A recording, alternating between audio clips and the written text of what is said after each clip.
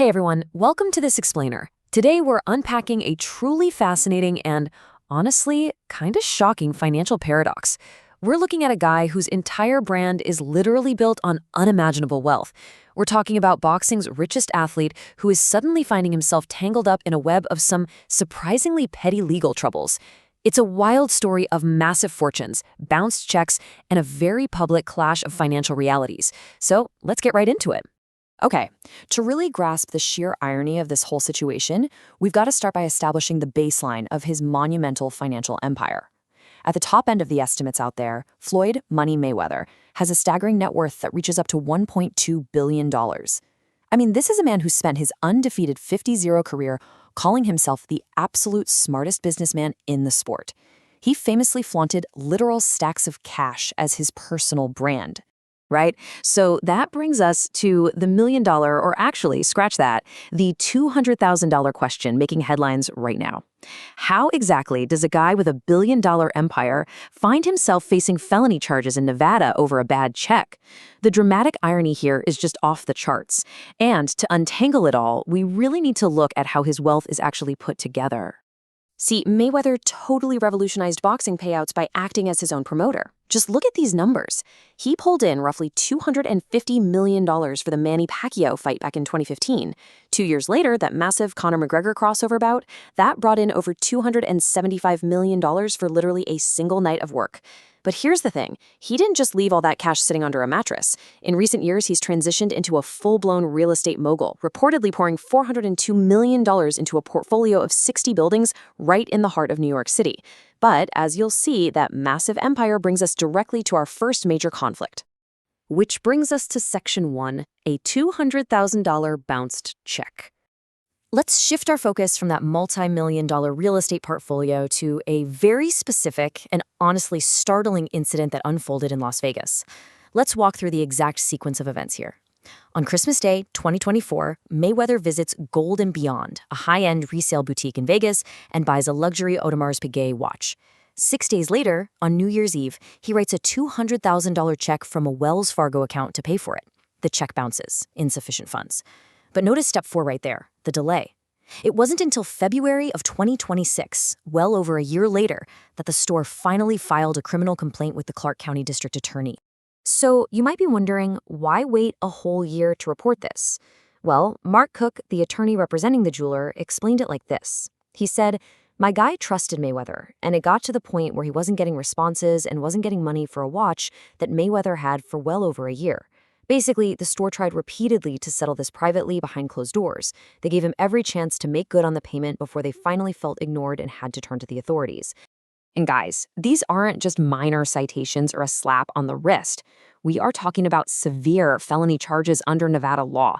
He's facing a charge of intent to defraud, which carries 1 to 4 years in prison.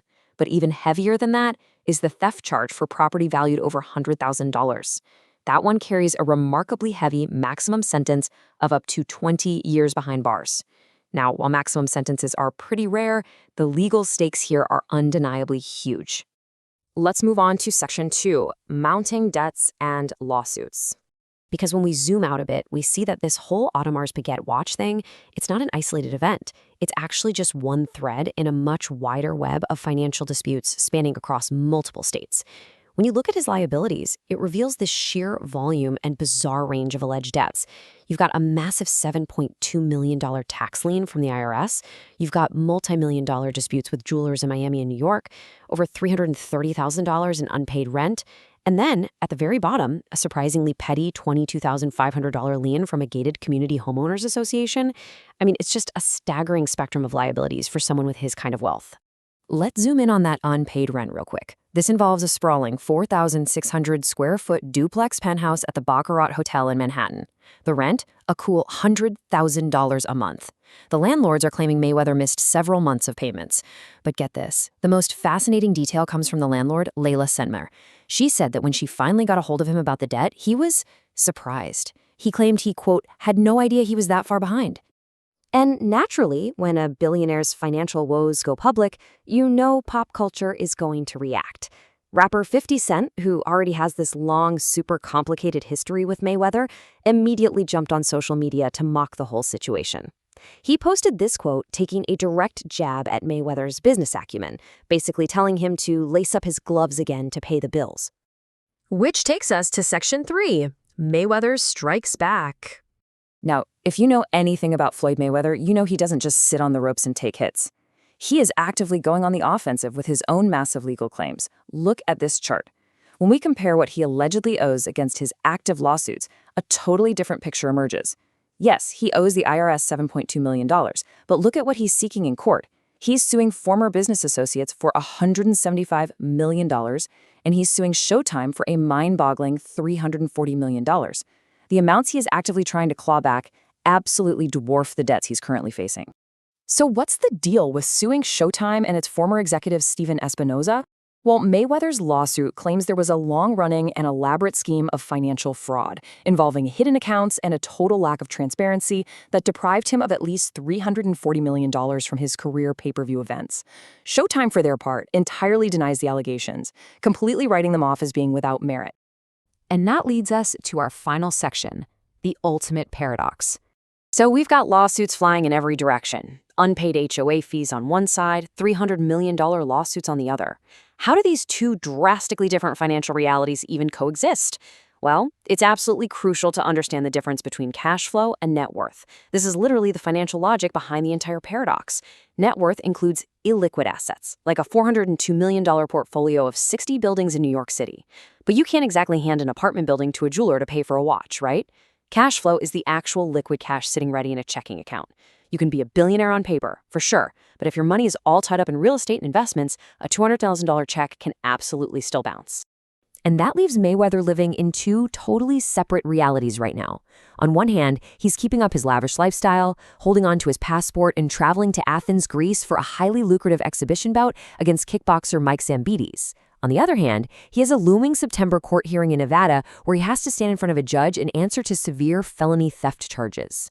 Now, to be totally impartial here, we definitely have to look at the defense.